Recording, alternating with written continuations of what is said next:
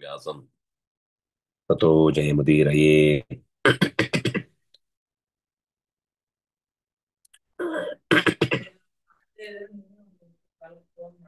ದೇವತೆಗಳ ಲೋಕ, ಗ್ರಹಗಳ ಸ್ಥಾನ, ಆಮೇಲೆ ಋಷಿಗಳ ಮಂಡಲ ಇತ್ಯಾದಿಗಳ ಕುರಿತಾಗಿ ಅನೇಕ ವಿಷಯಗಳ ಪ್ರಸ್ತಾವ ಬಂತು. ಧ್ರುವನಿಗಿಂತ ಮೇಲ್ಭಾಗದಲ್ಲಿ ಧ್ರುವಾದೂರ್ಧ್ವಂ ಮಹರ್ಲೋಕಂ ಯತ್ರ ತೇ ಕಲ್ಪವಾಸಿನಃ ಏಕಯೋಜನ ಕೋಟಿಸ್ತು ಯತ್ರ ತೇ ಕಲ್ಪವಾಸಿನಃ ದ್ವೇ ಕೋಟಿತು ಜನೋ ಲೋಕೆ ಯತ್ರ ತೇ ಬ್ರಹ್ಮಣಸುತಾಃ ಸನಂದನಾದ್ಯಾಃ ಪ್ರಥಿತಾ ಮೈತ್ರೇಯ ಅಮಲ ಚೇತಸಃ ಅಂತ ನಾವು ನಿನ್ನೆ ನೋಡಿದ್ವಿ. ಇದು 4 ಗುಣ, ಅಲ್ಲಿಂದ 8 ಗುಣ, ಹೀಗೆ ಪಾದಗಮ್ಯಂತು ಯತ್ಕಿಂಚಿತ್ ವಸ್ತ್ವಸ್ತಿ ಪೃಥಿವೀ ಭಯಂ ಸಭೂರ್ಲೋಕ ಸಮಾಖ್ಯಾತಃ ವಿಸ್ತರೋಯಂ ಯೋಜಿತಃ ಅಂತ 16ನೇ ಶ್ಲೋಕ. ಭೂಮಿ ಸೂರ್ಯಾಂತರಂ ಯಚ್ಚ ಸಿದ್ಧಾದಿ ಮುನಿ ಸೇವಿತಂ ಭುವಲ್ಲೋಕಸ್ತು ಸೋಪ್ಯುಕ್ತಃ ದ್ವಿತೀಯೋ ಮುನಿ ಸತ್ತಮ. ಧ್ರುವ ಮತ್ತು ಸೂರ್ಯನ ನಡುವಿನ ಅಂತರ ಎಷ್ಟು ಅಂದ್ರೆ ನಿಯುತಾನಿ ಚತುರ್ದಶ ನಿಯುತ.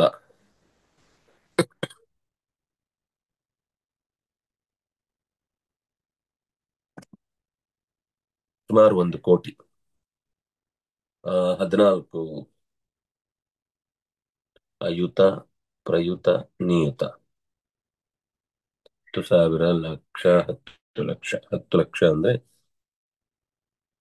8 14.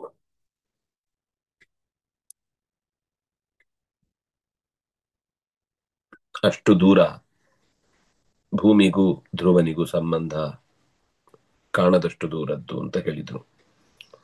ಸ್ವರ್ಲೋಕ ಸೋಪಿ ಗತತಃ ಲೋಕ ಸಂಸ್ಥಾನ ಚಿಂತಕೈ. ಸ್ವರ್ಲೋಕ ಆ ನಂತರದ್ದು. ಅದು ಸ್ವರ್ ಅಂತ ಯಾಕೆ ಹೆಸರು ಅಂದ್ರೆ ಸ್ವರ ವ್ಯಯಂ ನಾಕ. ಸ್ವರ್ ಅನ್ನೋದು ದೇವಲೋಕಕ್ಕೆ ಒಂದು ಹೆಸರು. ಆದ್ರೆ ಭುವರ್ ಅಂತ ಶಬ್ದ ಇಲ್ಲ, ಭುವೋ ಲೋಕ ಆಗ್ಬೇಕದು. ಭುವರ್ ಲೋಕ ಅಂತ ಬರೀತಾರೆ. ಭೂರ್ಲೋಕ ಕರೆಕ್ಟ್. ಭುವೋ ಲೋಕ, ಸ್ವರ್ಲೋಕ.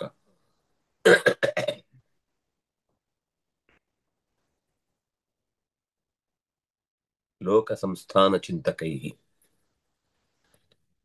ಲೋಕ ಎಲ್ಲೆಲ್ಲಿದೆ, ಎಲ್ಲೆಲ್ಲಿ ದೇವತಾ ಶಕ್ತಿಗಳು ನೆಲೆಸಿವೆ ಅನ್ನೋದನ್ನ ಹೇಳುವ ಮಂದಿ ಸ್ವರ್ಲೋಕದ ಬಗ್ಗೆ, ಸ್ವರ್ಗದ ಬಗ್ಗೆಯೂ ಕೂಡ ಮಾತನಾಡ್ತಾರೆ. ತ್ರೈಲೋಕ್ಯಮೇತದ್ ಕೃತಕಂ ಮೈತ್ರೇಯ ಪರಿಪಠ್ಯತೆ ಜನಸ್ತಪಸ್ತಥಾ ಸತ್ಯಂ ಇತಿ ಚ ಅಕೃತಕಂ ತ್ರಯಂ. ಈ ಕೆಳಗಿನ ಭೂಹು ಭುವಃ ಸ್ವಃ ಇದು 3 ಕೃತಕ. ಜನಃ ತಪಃ ಸತ್ಯಂ ಇದು ಅಕೃತಕ. ಕೃತಕಾಕೃತಕಯೋ ಮಧ್ಯೆ ಮಹರ್ಲೋಕ ಇತಿ ಸ್ಮೃತಃ. ಅದರೆರಡರ ನಡುವೆ ಮಹರ್ಲೋಕ ಅಂತಿದೆ. ಶೂನ್ಯೋ ಭವತಿ ಕಲ್ಪಾಂತೆ ಯೋತ್ಯಂತಂ ನ ವಿನಶ್ಯತಿ. ಇವುಗಳ ನಡುವೆ ಇರುವಂತದ್ದು ಕೃತಕ ಅಂದ್ರೆ ತುಂಬಾ ಅಂದ್ರೆ ತಯಾರಾದ ಸಂಗತಿಗಳು ಇರುವಂತಹ ಜಾಗ ಅಂತ. ತುಂಬಾ ಎಕ್ಸ್ಪೆರಿಮೆಂಟ್ಗಳಾಗಿ ವಸ್ತುಗಳೆಲ್ಲ ಉಪಯೋಗಕ್ಕೆ ಬರುತ್ತೆ ಅಂತ. ಆದ್ರೆ ಮೇಲಿನ 3 ಲೋಕಗಳು ಜನಃ ತಪಃ ಸತ್ಯಂ, ಇಲ್ಲಿ ಎಕ್ಸ್ಪೆರಿಮೆಂಟ್ ಇಲ್ಲ, ಹೇಗಿದೆಯೋ ವಸ್ತುವನ್ನ ಹಾಗೆ ಸ್ವೀಕರಿಸುವ. ಅದರಿಂದಾಗಿ ಅಕೃತಕ, ತಯಾರೇ ಆದದ್ದು, ಮಣ್ಣಿನಿಂದಲೇ ತಯಾರಾದದ್ದು. ಆದರೆ ಸೂಕ್ಷ್ಮ ಅಂಶಗಳು ಬಹಳ ಡೈಲ್ಯೂಟ್ ಆದ ರೀತಿಯಲ್ಲಿ ನಮಗೆ ಬದಲಾವಣೆ ಕಾಣುವಂಥದ್ದಾದ್ರಿಂದಾಗಿ ಅಕೃತಕ ಅಂತ ಅರ್ಥ. ಇವೆರಡರ ಮಧ್ಯದಲ್ಲಿರುವ ಮಹರ್ಲೋಕ ಅದು ಕೃತಕ ಅಂತ ಅನಿಸಿಕೊಳ್ಳುತ್ತೆ.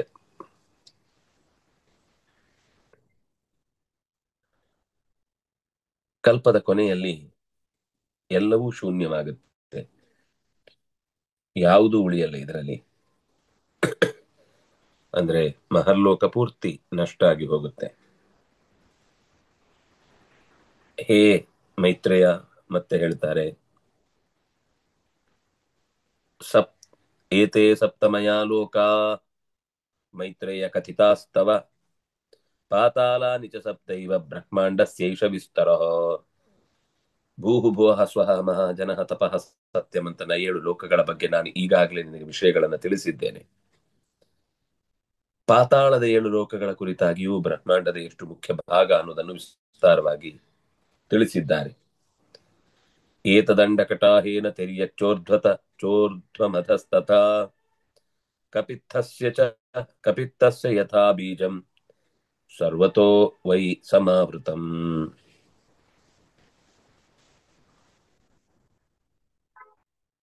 ಈ ಅಂಡಕಟಾಹದ ಒಳಗೆ ಅಂದ್ರೆ ದೊಡ್ಡದಾದ ಬ್ರಹ್ಮಾಂಡದ ಒಂದು ಗುಂಡಿನ ಒಳಗೆ ಈ ಕೆಳಗಿನ ಎಲ್ಲ ಲೋಕಗಳು ತುಂಬಿಕೊಂಡಿದ್ದಾವೆ. ಊರ್ಧ್ವಂ ಅತಃ, ಮೇಲ್ಭಾಗದಲ್ಲಿ ಕೆಳಭಾಗದಲ್ಲಿ ಎರಡೂ ಕಡೆ ತುಂಬಿಕೊಂಡಿದ್ದಾವೆ.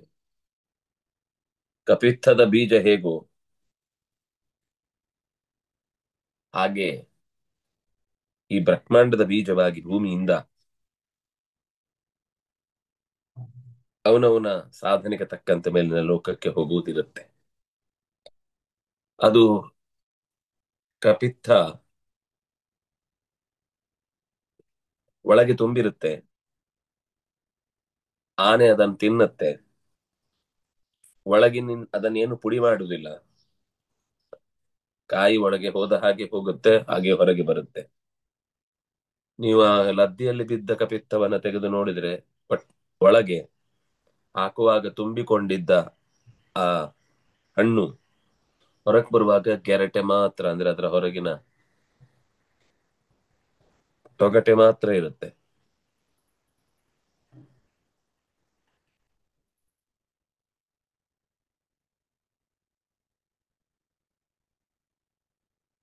ಸರ್ವತೋ ವೈ ಸಮಾವೃತಂ, ಎಲ್ಲ ಕಡೆಗೆ ಈ ಬ್ರಹ್ಮಾಂಡದ ಕಟಾಹ ಕಪಿತ್ತದ ಹೊರಗಿನ ತೊಗಟೆಯಂತೆ ಗಟ್ಟಿಯಾಗಿ ಅಂಟಿಕೊಂಡಿದೆ. ಅದು ಒಳಕ್ಕೆ ಸುಲಭದಲ್ಲಿ ನಿಮ್ಗೆ ಒಡೆದು ತೆಗಿಲಿಕ್ಕೆ ಬರಲ್ಲ.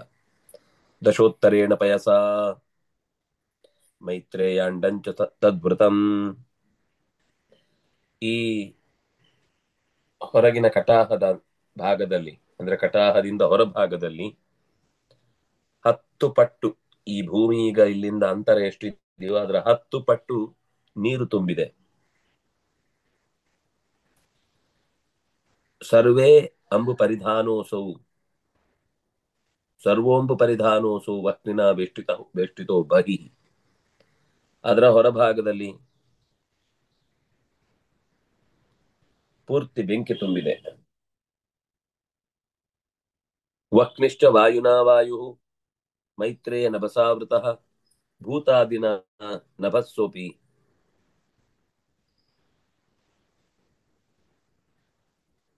ಮಹತಾ ಪರಿವೇಷ್ಟಿತಃ ದಶೋತ್ತರಾರಣ್ಯ ಶೇಷಾಳಿ. ಇಲ್ಲಿ ಅದರ ಹೊರಭಾಗದಲ್ಲಿ ಬೆಂಕಿ, ಅದರ ಹೊರಭಾಗದಲ್ಲಿ ಗಾಳಿ, ಅದರ ಹೊರಭಾಗದಲ್ಲಿ ಆಕಾಶ. ಹೀಗೆ ಪಂಚಭೂತಗಳು ಕೂಡ ಮಣ್ಣು, ನೀರು, ಗಾಳಿ, ಬೆಂಕಿ, ಆಕಾಶಗಳ ದೊಡ್ಡ ದೊಡ್ಡ ಆವರಣಗಳು ಈ ಬ್ರಹ್ಮಾಂಡದ ಕಟಾಹದ ಹೊರಭಾಗದಲ್ಲಿ ಭೂಮಿಯೆಡೆಗೆ ಅಥವಾ ಒಟ್ಟು ಈ ಜೀವರಾಶಿಗಳಿರುವ ಕಡೆಗೆ ನುಗ್ಗುವ ಹರಸಾಹಸವನ್ನು ಪ್ರತಿ ಕ್ಷಣವೂ ಮಾಡುತ್ತಾ ಇದೆ. ನಾವು ಭಾಗ್ಯಶಾಲಿಗಳು, ನಮ್ಗೆ ಇದರ ಅರಿವೇ ಇಲ್ಲದೆ ನಾವು ರಕ್ಷಣೆಗೊಂಡು ಸುಖವಾಗಿದ್ದೇವೆ. ಆದ್ರೆ ಇದನ್ನು ಕೂಡ ಮೀರಿ ಯೋಚನೆ ಮಾಡಬೇಕಾದ್ದು. ದಶೋತ್ತರಾಣಿ ಅಶೇಷಾಣಿ ಮೈತ್ರೇಯಿತಾನಿ ಸಪ್ತ ವೈ. ಸಪ್ತ ವೈ ಅಂದ್ರೆ ಇಷ್ಟು ಸೇನೆಯ ನೀವು ದಟ್ಟಣೆಯನ್ನು ಜಮಾವಣೆ ಮಾಡಿದ್ರು ಕೂಡ ಎಲ್ಲಿಂದ ಬರುತ್ತಾರೆ ಅವರಿಗೆ ಸೈನ್ಯಕ್ಕೆ ಬೇಕಾದ? ಹೀಗೆ ಮಹಾಂತಂಚ ಸಮಾವೃತ್ಯ ಪ್ರಧಾನಂ ಸಮವಸ್ಥಿತಂ ಅನಂತಸ್ಯ ನ ತಸ್ಯಾಂತಹ ಸಂಸ್ಥಾನಂಚಾಪಿ ವಿದ್ಯತೆ.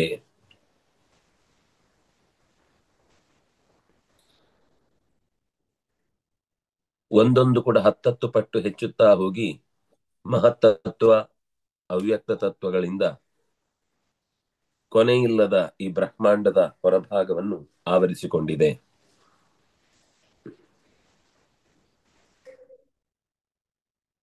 ತದನಂತಂ असंख्यात प्रमाणं वापि वै यतः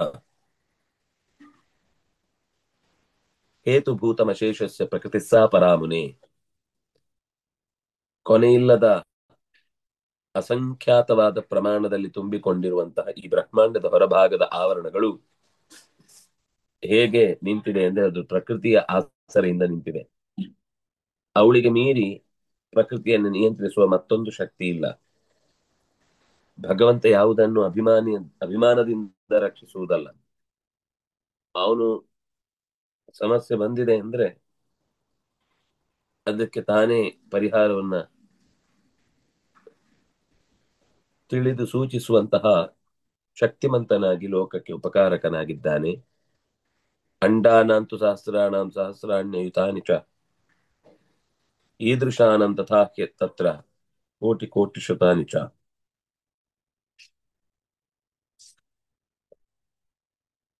ಇಂತಹ ಬ್ರಹ್ಮಾಂಡಗಳು ಈ ಹಿಂದೆ ಸಾವಿರಾರು ಆಗಿ ಹೋಗಿದೆ. ಇನ್ನು 10,000 ಬ್ರಹ್ಮಾಂಡಗಳು ಈ ಜಗತ್ತಿನ ವೇದಿಕೆಯಲ್ಲಿ ಆಗ್ತಾನೆ ಇರುತ್ತೆ. ಇದೆಲ್ಲದರ ನಡುವೆ ಭಗವಂತ ತನ್ನ ಅಸ್ತಿತ್ವದಿಂದ ಇದಕ್ಕೆಲ್ಲದಕ್ಕೂ ಆಶ್ರಯವನ್ನು ಕೊಟ್ಟಿದ್ದಾನೆ. ಆ ವಸ್ತುವಿನ ಯಥಾವತ್ತಾದ ಫಲವನ್ನು ಲೋಕ ಅನುಭವಿಸುವಂತೆ ಆಗ್ತಿದೆ. ಕೋಟಿ ಕೋಟಿ ಶತಾನಿಚ.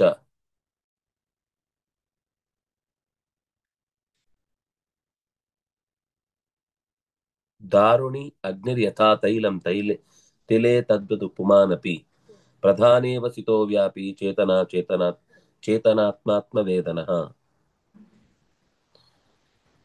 ಹೇಗೆ ಕಟ್ಟಿಗೆಯಲ್ಲಿ ಬೆಂಕಿ ಇದೆಯೋ, ಎಳ್ಳಿನಲ್ಲಿ ಎಣ್ಣೆ ಇದೆಯೋ, ಅದೇ ತರ ಸ್ವಪ್ರಕಾಶನಾದ ಚೇತನಾತ್ಮಕನಾದ ಭಗವಂತ ಈ ಎಲ್ಲ ಅಹಂತತ್ವ, ಪ್ರಧಾನ ತತ್ವ, ವ್ಯಕ್ತ ತತ್ವ ಎಲ್ಲಾ ತತ್ವಗಳಲ್ಲೂ ಬೆಸೆದು ಹೋಗಿದ್ದಾನೆ. ಪ್ರಧಾನಂಚ ಪುಮಾಂಶ್ಚೈವ ಸರ್ವಭೂತಾತ್ಮಭೂತಯ ವಿಷ್ಣು ಶಕ್ತಿಯ ಮಹಾಬುದ್ಧೆ ವೃತೌ ಸಂಶಯ ಧರ್ಮಣಿ. ಓ ಮಹಾಬುದ್ಧಿಯುಳ್ಳಂತಹ ಮೈತ್ರೇಯನೇ, ಯಾವಾಗಲೂ ಒಬ್ರಿಗೊಬ್ರು ಹೊಂದಾಣಿಕೆ ಮಾಡಿಕೊಂಡು ಬದುಕಬೇಕಾದ ಪ್ರಧಾನಮತ ಪುರುಷರೇ, ಸಮಸ್ತ ಭೂತಗಳಿಗೆ ಆಧಾರಭೂತವಾದ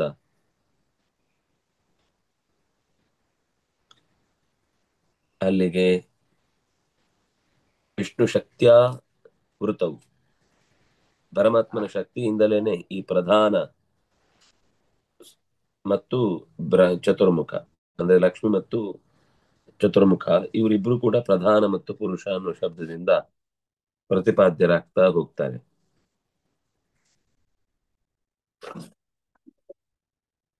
ಇದು ಒಂದೊಂದು ವಿಶೇಷವನ್ನ ಮುಂದೆ ನಿರೂಪಣೆ ಮಾಡ್ತಾ ಹೋಗ್ತಾರೆ.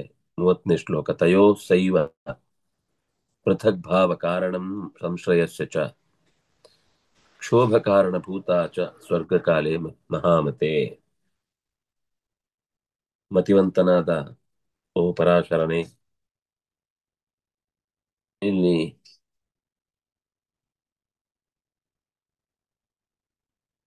ಪ್ರತ್ಯೇಕವಾದ ಪ್ರತಿಯೊಂದು ವಸ್ತುವಿಗೂ ಕೂಡ ಭಗವಂತನೇ ಆಧಾರವಾಗಿ ಕ್ಷೋಭ ಕಾರಣಭೂತ ಚ ಸರ್ಗಕಾಲೇ ಪ್ರಿಯ ಮಹಾಮದೆ. ಸರ್ಗಕಾಲೆ ಎಲ್ಲವೂ ಕೂಡ ಹೇಗೆ ಹೊರಕ್ಕೆ ಬರಬೇಕು, ಅದು ಭಗವಂತನ ಆಶ್ರಯದಿಂದಲೇ ಹೊರಕ್ಕೆ ಬರುತ್ತೆ. ಕ್ಷೋಭ ಆಗುದು ಅಂದ್ರೆ ಒಂಥರ ಒಳಗೆ ವಿಚಿತ್ರ ಸಂಚಾರ ನಡೀಲೇಬೇಕಲ್ವಾ. ಸತ್ವರಜಸ್ತಮಸ್ಸೆಲ್ಲ ಮಿಶ್ರಣಗೊಳ್ಳುವಾಗ ಒಂದಿಷ್ಟು ಕ್ಷೋಭೆ ಆಗುತ್ತೆ. ಆ ಕ್ಷೋಭೆಯನ್ನ ಮೀರಿ ಸೃಷ್ಟಿಯ ಯಥಾಸ್ಥಿತಿಯನ್ನ ಕಾಪಾಡಿಕೊಳ್ಳುವುದಕ್ಕೆ ಭಗವಂತ ಯಾವಾಗ್ಲೂ ಜೊತೆಯಲ್ಲಿರ್ತಾನೆ ಅನ್ನುವ ಮಾತಿಗೆ ಇವತ್ತಿನ ಚಿಂತನೆಯನ್ನು ಮುಕ್ತಾಯ ಮಾಡೋಣ. ಕಾಯೇನ ವಾಚ ಮನಸಾ ಇಂದ್ರಿಯರ್ವಾ ಬುದ್ಧ್ಯ ಆತ್ಮನಾ ವಾ ಅನುಸೃತ ಸ್ವಭಾವ ಕರೋಮಿ ಯದ್ಯತ್ ಸಕಲಂ ಪರಸ್ಮೈ ನಾರಾಯಣಾಯ ಸಮರ್ಪಯಾಮಿ. ಶ್ರೀಕೃಷ್ಣಾರ್ಪಿತಂ ಅಸ್ತು.